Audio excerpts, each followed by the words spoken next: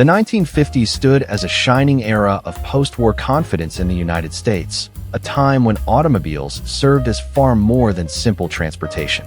They represented prestige, fashion, and daring glimpses of what tomorrow might hold.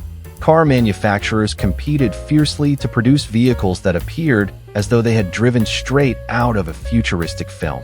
Yet, for every breakthrough in design, there were also embarrassing missteps. In this journey, we'll uncover 10 of the most ridiculous cars from the 1950s that you probably never even knew existed.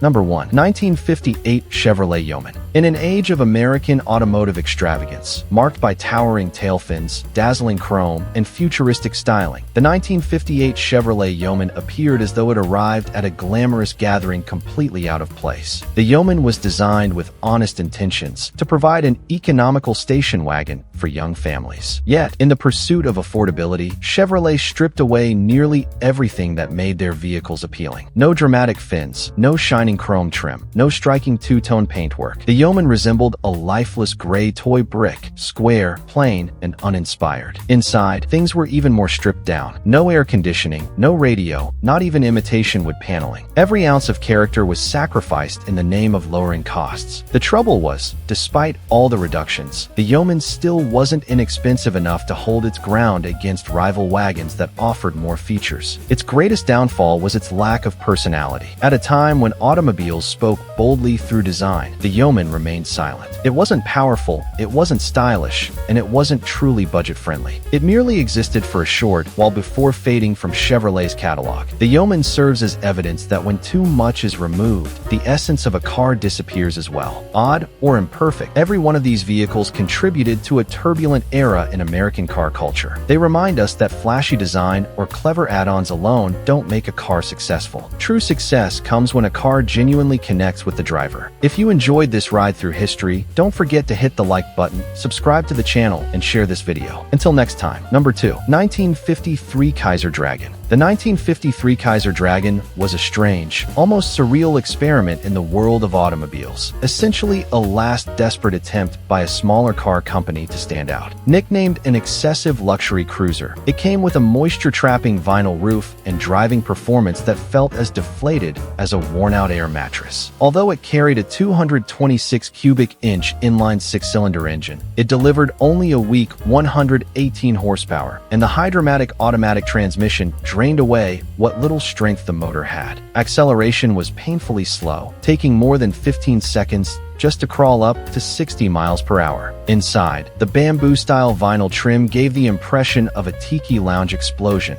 while the padded vinyl top absorbed water like a sponge, leaving the cabin with a swampy stench that lingered for days. Its styling didn't help either. The wide, open fishmouth grille and awkward proportions divided opinions sharply. In the end, the Kaiser Dragon represented a cocktail of high hopes, urgency, and disappointing mediocrity. Number 3. 1955 Dodge La Femme. The Dodge La Femme was a full-sized automobile that Dodge introduced with women specifically in mind. Mechanically, it was identical to the brand's standard offerings, equipped with the same drivetrain, featuring a strong V8 engine producing roughly 185 horsepower, paired with either a 3-speed manual gearbox or a 2-speed automatic. What set the La Femme apart were its distinctive colors, a combination of sapphire white and heather rose. The cabin and accessories were styled to coordinate with this palette, deliberately tailored to appeal to female buyers. The package even included unique extras, a matching handbag, a raincoat, a rain hat, and other fashion-themed items that manufacturers believed women would appreciate. Yet, instead of emphasizing sleek design or superior driving performance, the focus was placed heavily on cosmetic touches and beauty-related features. Unfortunately, this approach did not resonate well. The car struggled in the market because its concept relied on outdated stereotypes about women rather than addressing what female drivers truly wanted: reliability, practicality, and ease of use. Rather than enhancing functionality, Dodge concentrated on unnecessary accessories that felt impractical. As a result, many consumers dismissed it as little more than a marketing stunt. Production lasted only 2 years, with a mere 2,500 units sold in total, marking it as one of Dodge's less successful ventures. Number 4. 1959 Buick LeSabre. The LeSabre stood as a styling triumph of the late 1950s, flaunting dramatic tail fins, an elongated silhouette, and an abundance of gleaming chrome trim. Yet beneath that dazzling facade lay a vehicle that was heavy and lethargic. Its Dynaflow automatic transmission became infamous for draining the vigor from the V8 motor, causing the car to exhale rather than leap ahead when pressing the accelerator. Nearly 200 pounds of ornamental chrome weighed it down, a mountain of needless sparkle that further undercut the automobile's overall capability. The ride was often compared to steering a naval warship, as it drifted without purpose instead of clinging to the pavement, delivering a disconnected and dull feel. Inside, the lavish cabin proved impractical, with oversized cushioned seats that offered little genuine support while driving. This automobile embodied extravagance in design, projecting speed and appearance, yet creeping forward sluggishly, like syrup. Number 5. 1953 Willys Aero. The 1953 Willys Aero was a compact automobile produced in the United States by Willys Overland. Powering the vehicle was an inline six-cylinder engine that generated roughly 91 horsepower. What distinguished it from many cars of the same period was its styling. Rather than harsh edges, it featured smooth contours, a gently sloping roofline, and rounded elements in places where other vehicles often displayed sharper, more rigid lines. The interior provided seating space for up to 5 passengers, with a layout and equipment that were fairly modest when compared with the larger American automobiles of that decade. Still, despite these qualities, the 1953 Willys Aero is frequently remembered as one of the weaker offerings of its era, primarily because of its lack of power. Producing only 91 horsepower, the engine was seen as underwhelming against the bigger, stronger cars that dominated the 1950s market. Furthermore, its styling was regarded as old-fashioned and unattractive, especially when compared with the fresher, more modern compact vehicles arriving from competing brands. These shortcomings hurt its commercial performance, and by 1955 the Willys Aero was discontinued. The model ultimately became viewed as a failed project, an unprofitable attempt, and one of the least successful American-made cars of the 1950s. Number 6. 1950 Nash Rambler. The 1950 Nash Rambler was a compact automobile manufactured by Nash Motors during the early years of the 1950s. Its six-cylinder power plant managed to deliver only 82 horsepower, which was considered rather underwhelming. Inside, the Rambler showcased a stylish, up-to-date interior that seated for comfortably, highlighted by an unusual wraparound windshield. On the outside, the car carried a recognizable bathtub-like silhouette, with smooth flowing lines that gave it a unique identity. Although the Nash Rambler broke ground with its smaller size and fuel-saving design, it never gained widespread popularity.